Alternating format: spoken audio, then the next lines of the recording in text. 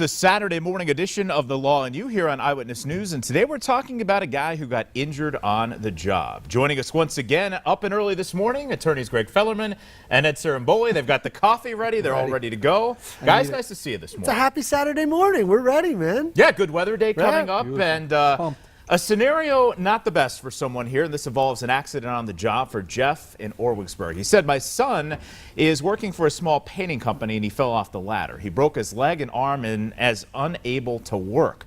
What are his rights against the employer? So how does Jeff start with his possible case? Sure. So Jeff, you actually have, a definite workers' compensation case where you're going to have to notify the employer, obviously, of the injury, which sounds like that's already been done.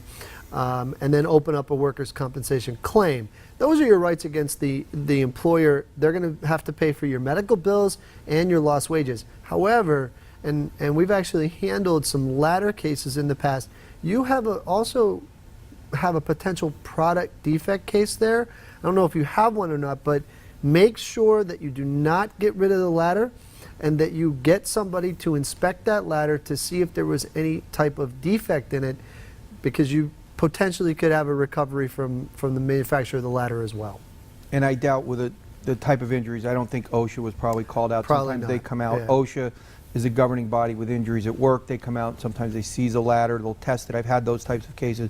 But with this case, you know, obviously I think your best case right to start is with the comp.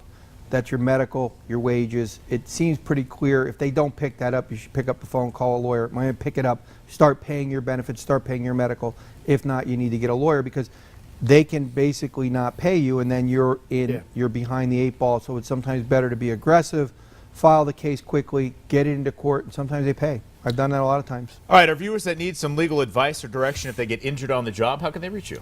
Give us a call, 570-714-HURT. See us on the web, 714hurt.com. Well, and I have to give Ballet Northeast a plug. My daughter is dancing in the spring show today. So it's over at the Dorothy Dixon Dart Center. So anybody that's not busy today, come out and see the ballet. Great organization. Support arts and culture in our community if you can. And of course, don't forget, if you need to get a hold of these guys, you can get a question here on the show through PAHomepage.com or the Law and You hotline.